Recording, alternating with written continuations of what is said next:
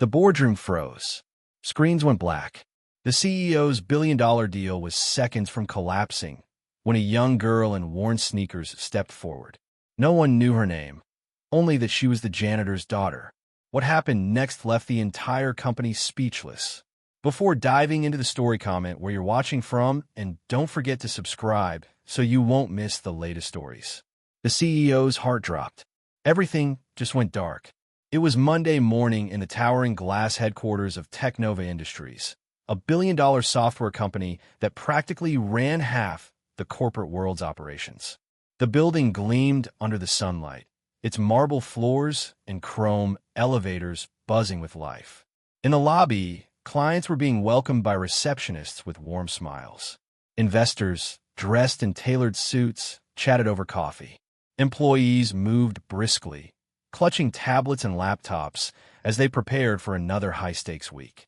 Then, without warning, it happened. Every single monitor in the building flickered once, twice, then went completely black.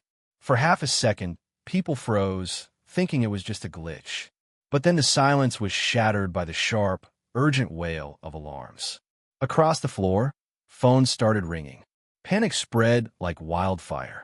The company's central operating system, the brain, the heart, and the lifeline of Technova, had just crashed. And in the middle of it all stood Daniel Mercer.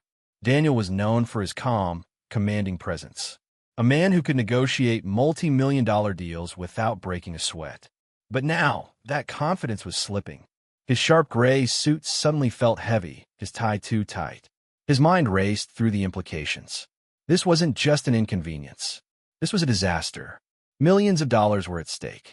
Technova's servers processed sensitive data for governments, banks, and Fortune 500 companies. They handled live transactions, software updates, and confidential files, all in real time. With the system down, deadlines would be missed, contracts broken, and trust destroyed. And that was just the financial side. If the wrong people got into their data while the system was vulnerable, it could trigger lawsuits, investigations, even criminal charges. Within minutes, the IT team, a group Daniel trusted like his own family, bolted toward the server room. Daniel followed them halfway before stopping in the glass-walled corridor, watching with clenched fists. He could hear muffled voices through the heavy doors. Fingers clattered across keyboards. Someone swore under their breath. Then the door opened. The lead engineer, a man named Victor who had been with the company since day one, stepped out. His face was pale, his eyes tense. "Sir," Victor's voice was tight. "We can't get it back online. The main server's gone, and," he hesitated, "the backup server's corrupted too." Daniel felt his stomach twist violently. Years of building his empire. Late nights, impossible negotiations, and personal sacrifices. All of it was teetering on the edge of ruin. How is that even possible?" Daniel demanded, trying to keep his voice steady. Victor shook his head. "We don't know yet. It could be a cyber attack or an internal failure. But either way, restoring from the backups is off the table." The words hit Daniel like a punch to the chest. No backups meant no safety net. No safety net meant total collapse. "Get everyone working on it," Daniel ordered, his tone sharper than intended. "I don't care if you have to call in every expert in the city. Fix it." Victor nodded and disappeared back into the server room. Daniel turned toward the lobby. The scene was chaos now. Employees running from desk to desk, frantically trying to salvage whatever they could on local devices. Clients were demanding answers. A group of investors stood in the corner, speaking in hushed, worried tones. Daniel's phone buzzed nonstop. Reporters had already caught wind that something was wrong at Technova. He rubbed his temples, a throbbing headache forming. This was his worst nightmare. Not just a technical failure, but a public humiliation. The kind of event that could send their stock price plummeting in hours. His assistant, Lisa, hurried over. "Sir, we just got word. 3 major clients are threatening to terminate their contracts unless the system is restored within the next hour." 1 hour? Daniel scoffed bitterly. "They might as well ask me to rebuild the moon." He stalked toward his office, shutting the door behind him. Outside, the chaos was muffled, but inside, The weight of responsibility pressed down harder than ever. Daniel sat at his desk, staring at the black screen in front of him. For the first time in years, he felt powerless. In the back of his mind, a single thought whispered, "Is this it? Is this the day Technova dies?" The seconds ticked by. Every one of them was a reminder that his empire was bleeding, and there was nothing he could do to stop it, at least, not yet. Somewhere in the building, far from the executive offices and boardrooms, a young girl was walking toward the problem everyone else had failed to solve. And in less than an hour, she was going to change everything. In the chaos, no one noticed Miguel, the janitor, quietly sweeping the hallway. His dark blue uniform blended into the background, and he moved with the calm, practiced steps of a man who knew his job, but also knew he was invisible to the executives who strode past him every day. Miguel had worked at Technova for 8 years. He had seen mergers, layoffs, and celebrations from a distance, always cleaning up the confetti after the parties and the coffee stains after the late nights. Most days, no one even remembered his name, and that was fine by him. But today was different. Today, his 11-year-old daughter, Lila, was with him. Her school had been closed for. How is that even possible? Daniel demanded, trying to keep his voice steady. Victor shook his head. We don't know yet. It could be a cyber attack or an internal failure. But either way, restoring from the backups is off the table. The words hit Daniel like a punch to the chest. No backups meant no safety net. No safety net meant total collapse. Get everyone working on it, Daniel ordered, his tone sharper than intended. I don't care if you have to call in every expert in the city. Fix it. Victor nodded and disappeared back into the server room. Daniel turned toward the lobby. The scene was chaos now. Employees running from desk to desk, frantically trying to salvage whatever they could on local devices. Clients were demanding answers. A group of investors stood in the corner, speaking in hushed, worried tones. Building repairs. And with no one to watch her, Miguel had no choice but to bring her along. She'd been thrilled at first, wide-eyed as she entered the glittering headquarters she'd only ever seen from the street. Lila was a curious kid. She trailed behind her father as he mopped and swept, her gaze darting to every blinking screen and every frantic employee racing past. She didn't look bored. She looked fascinated. Then something caught her attention. As they passed the glass door of the IT command center, she saw a cluster of technicians huddled around a workstation. Their voices were tense, overlapping. We tried the main reboot, no luck. Backup's corrupted. Nothing's mounting. Run the restart protocol again. It's not working. Lila paused, listening. She tilted her head, frowning slightly. They're running the wrong restart protocol, she murmured under her breath. It wasn't an arrogant statement. It was simply fact, at least in her mind.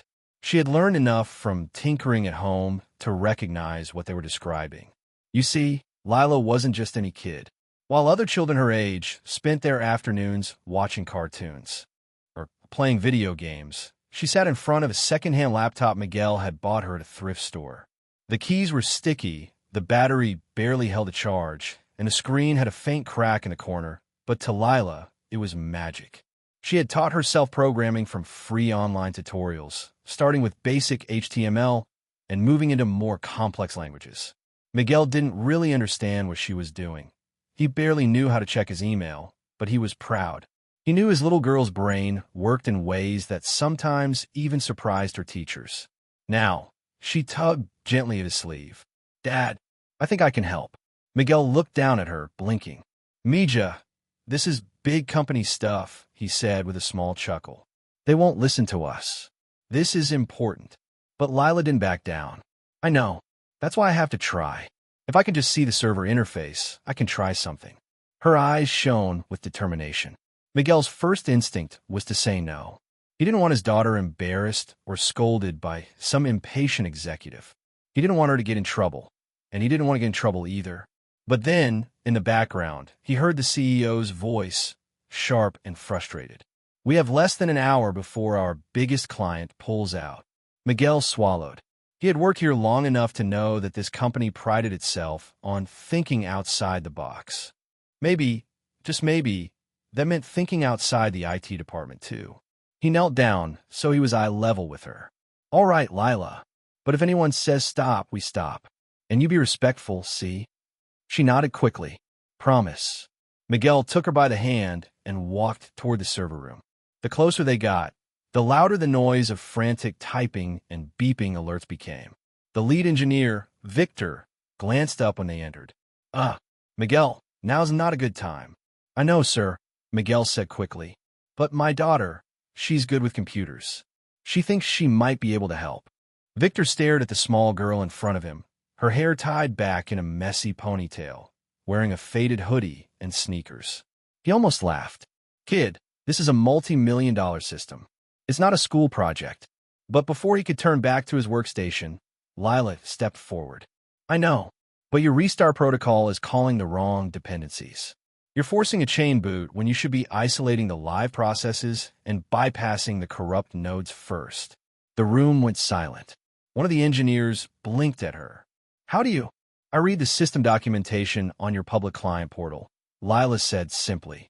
And I've seen this kind of problem before in a different environment. I think I can work around it. Victor opened his mouth to dismiss her again, but then he hesitated. Nothing they tried so far had worked. And at this point, they had nothing left to lose. He exchanged a look with Miguel, then slowly stepped aside. All right, kid, show me. Lila smiled faintly and walked up to the console, her fingers hovering over the keyboard. She took a breath and then began typing. Meanwhile, in the boardroom, Daniel Mercer was fighting a losing battle. The polished oak table was scattered with papers, open laptops, and half-empty coffee cups. The walls, lined with framed awards and glowing achievement plaques, now felt like silent reminders of a reputation hanging by a thread. Daniel had his phone pressed to his ear, pacing like a caged tiger. We're working on it, sir. Yes, I understand the urgency. Please, just give us an hour. His voice was taut, like a rope pulled to the breaking point. An hour. He didn't even know if they had 5 minutes before their biggest client pulled out. The IT team had gone radio silent, probably still fumbling in the server room. His inbox was exploding with messages marked urgent, and the stock ticker on his phone was already flashing red. That's when the door creaked open. Miguel stepped in, still holding his mop. His uniform smelled faintly of cleaning solution, and his boots squeaked softly on the polished floor. It was the last person Daniel expected to see during the worst crisis of his career. Sir, Miguel began cautiously, glancing at the two investors sitting at the far end of the table. My daughter thinks she can help. Daniel blinked, unsure if he'd heard correctly.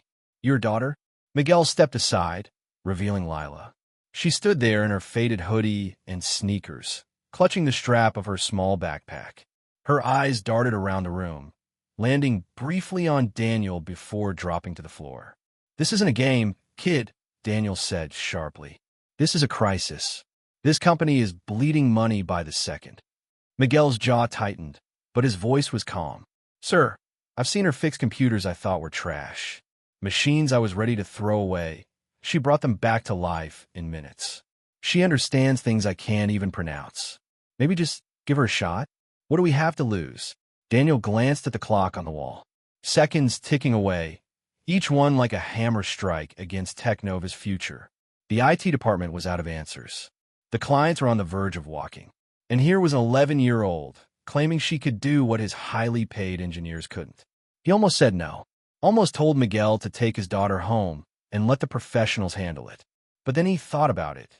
The professionals had been trying for an hour, and they were still in the dark. Daniel's voice dropped. Fine. 5 minutes.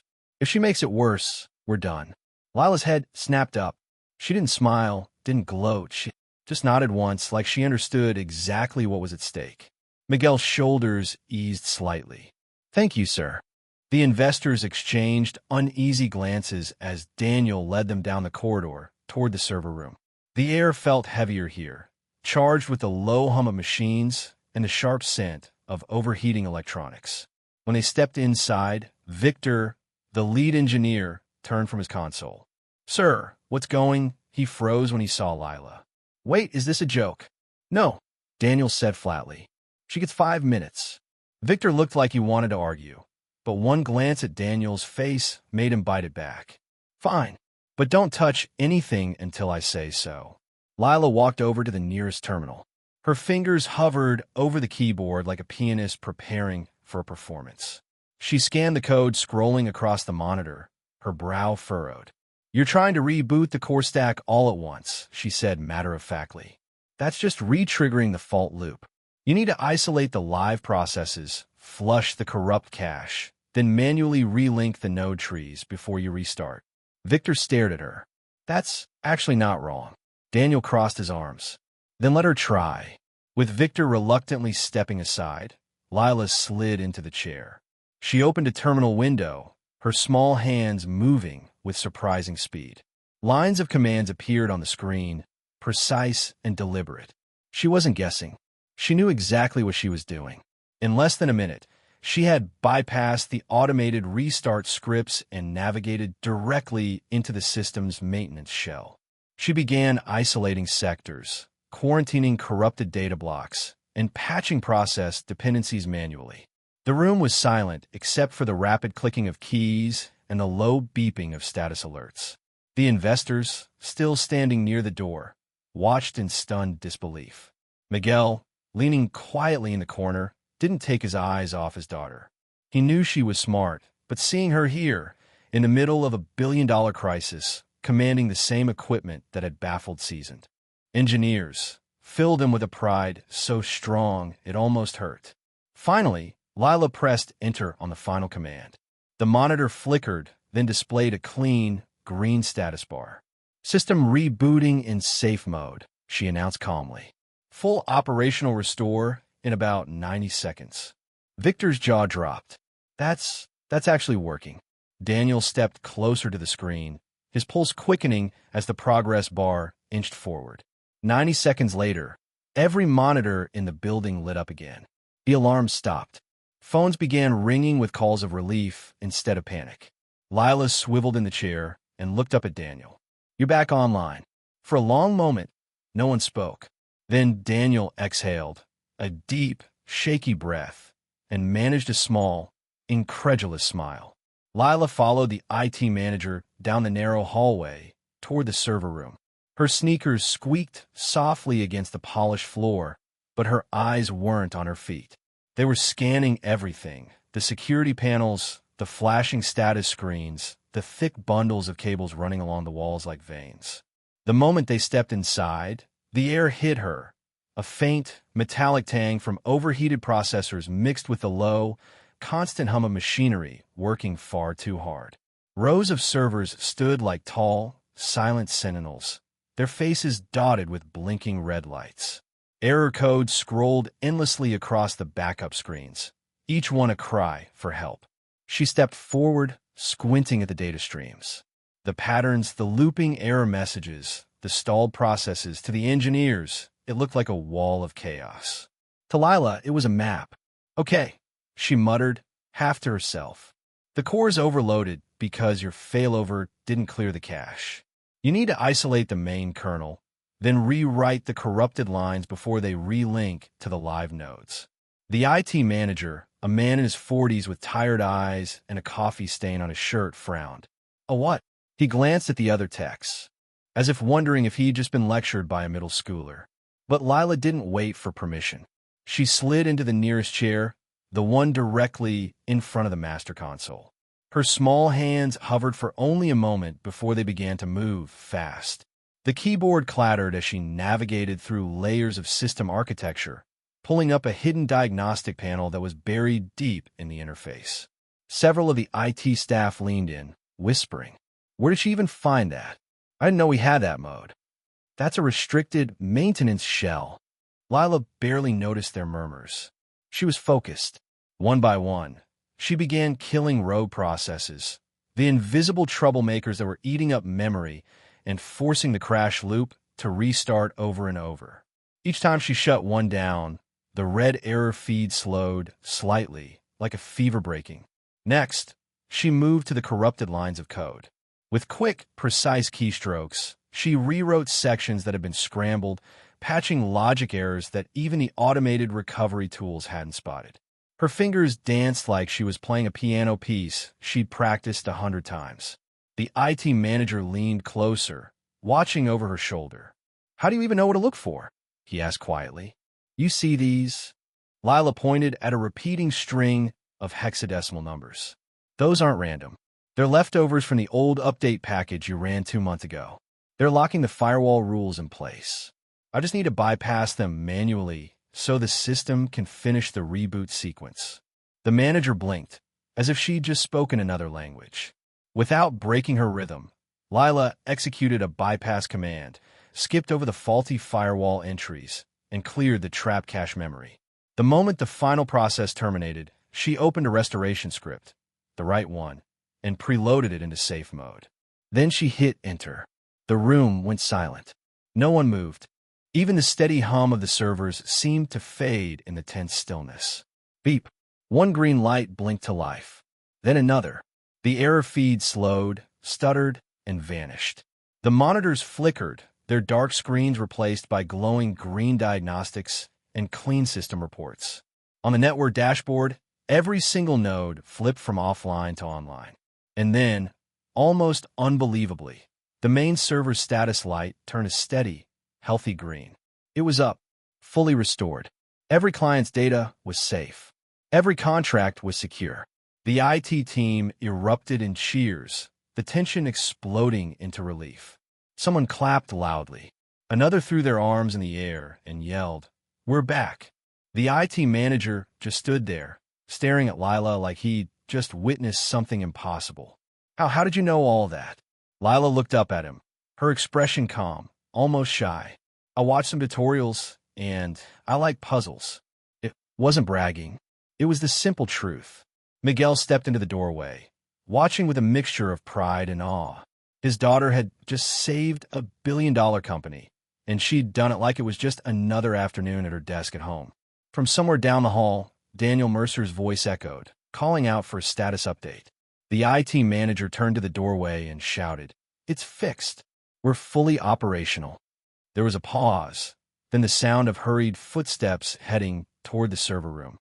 But in that brief moment before the CEO arrived, the entire IT team looked at Lila as if she were some kind of legend, the kid who had walked into a room full of seasoned engineers and done the impossible.